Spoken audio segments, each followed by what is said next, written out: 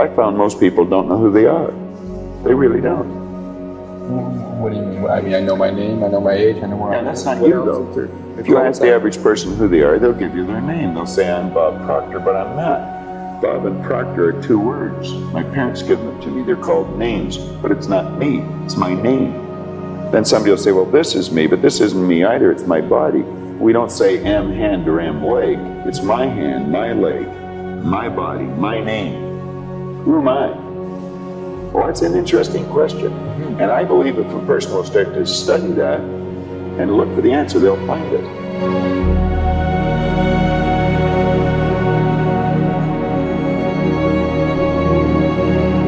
I learned that the biggest part of me you'll never see. It's non-physical. And what you see here in the physical body is nothing but the physical manifestation of the higher side of my personality. And what we have to study, I think, is how does this non-physical part of my mind work? What happens when I think? Where do thoughts come from? Thoughts are everywhere. And we pull thoughts into our mind and we build pictures or images in our mind. What we want to understand is that's a non-physical side of ourselves that's doing that. If I can build an image of something in my mind, I'm quite capable of building a physical replica of it in my world. So if I build an image of me as a happy, relaxed person, I can live like that. If I build an image of myself as being prosperous, I can become prosperous. You really have to understand how your conscious and your subconscious mind works in relation to your body or your physical world to understand attitude. It's a person's attitude that's going to determine the marks they get. There must be two images that we have, an exterior image, and we also have an inner self-image. Every one of us has an image in our mind of ourself, and it's called a self-image. Too many people don't know much about themselves, and so they don't have a very good image of themselves. And you'll often notice that people will shy away from you. They won't look you in the eye. They'll look down or look up. They'll never try to do anything of any great consequence because they don't think they can. They have a poor self-image. I think there's been a great disservice done with the IQ test in that respect when you're bringing out school. We'll test a person's intellect, and then we'll brand them good, bad, smart, not, and that's not true. We can change IQs by changing self-images. But yes, if we're told we're not very good, you're just like you're dead, you know, you're a bum, you're never going to do well, you didn't go to school, you can't win. That's all false. We can do anything. Let's say we can all improve ourselves. Okay. I don't care how good your image is, you can improve it. Okay, how can we improve it? If a person would sit down and let their body relax, totally relax, okay, and then start to visualize in their mind, see themselves the way they want to see themselves. See how you'd like to live your life. See yourself living it that way. okay. Now understand that that's a picture in your mind. When you pick up a book, the book is nothing but a picture that an author has painted in words. Well, if we would relax and build the image in our mind of how we'd like to see ourselves, how we'd like to see ourselves acting in life, relating to other people, our social life, see ourselves in the position we hold, or how we make our sales presentations if we happen to be in selling or something. Write out a description of how you'd like to see yourself. Start to read it, and read it, and read it, and read it every day. Carry it around and keep reading it. The one point that all the great teachers, all down through history, have all agreed on, they've been in complete unanimous agreement on it, we become what we think about. Now, it may be fantasy at first, it might even appear to us as being a lie, but if you read it often enough, you'll start to believe it. Believe, and your belief will create the fact. You will see the person's personality change. See, I think we live simultaneously on three planes of understanding. We're spiritual creatures, we have an intellect, and we live in physical bodies.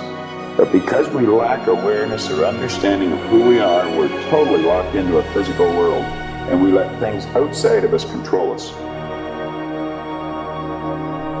95% of the population are reacting to life. They're not really living at all. Most people think that you're successful if you have a lot of money. Quite often you have a lot of money if you're successful, but it isn't. I wouldn't say Mother Teresa has a lot of money, but she's a pretty successful lady. Success was the progressive realization of a worthy ideal. Anyone that has a goal and they're moving towards it, they're successful. I think we're conditioned. We have a real strong conditioning, usually with not some very good ideas. That's the barrier that's inside us. The one that's outside of us is our environment. We have a tendency to act like everybody around us. And if you think about this, it doesn't make a lot of sense. Because if you study statistics, 95% of the people live their entire life and never live the way they want to live. They'll work productively, let's say for 40 of their 65 years, okay? And they'll end up with hardly any money. There's got to be something wrong. 5% of the people end up financially comfortable or independent. You see, the idea behind it is that anybody can win. Anyone at all. But if we start studying these statistics, then we'll arrive at the conclusion, geez, I better start thinking for myself rather than follow everybody. Most people, they get a job, they look around to see how everybody else is doing their work, and they start doing it the same way. Just fall in the line, you know, take a number, be like everybody around. Now, that'd be great in the animal kingdom. But human beings aren't supposed to live that way. I think we should make a few waves. We should maybe stand out, be different. Not for the sake of being different, but because we are different. We all think different thoughts. And I believe we should start to think and build images in our mind of what we'd like to do and then set out to do it. Well, the first thing you do is sit down and decide what you want. If it's money you want, how much money? You write down on a card exactly what you want. And you carry that card around and read it often. You decide exactly what you want. And then you start to think. Now you're going to have thoughts come to your mind of why you can't get it. Mm-hmm. You have the ability in your conscious mind to reject that idea, kick it out of your mind. Thinking of why you can't do something is never going to do you any good. And keep thinking until you start to think of thoughts of how you can do it. Think of how you can and not why you can't. When an idea comes into your mind, whether somebody else tells you or whether you read it in the paper, we should reason with it. Ask ourselves, will that idea help me get to where I want to go? If it won't, reject the idea. Everything has its opposite. There's a right and a left side. Mm-hmm. There's a front and a back, an up and a down, a hot and cold, positive and negative. Well, you can think negative or you can think positive, but you can't think both at the same time.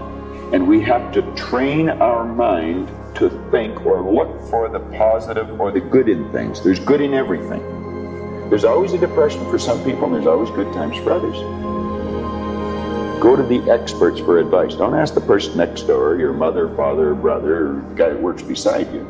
Because they don't necessarily know. There's no point in asking a person how to earn a lot of money if they're only earning $10,000 a year. They don't know.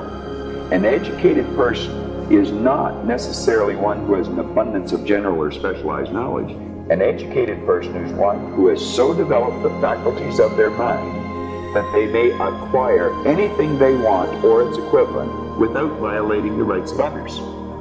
An educated person is the one that knows how to go and get what they want out of life. We can learn to do anything. We have phenomenal powers. If we used our body like we used our mind, we'd probably just move our little finger.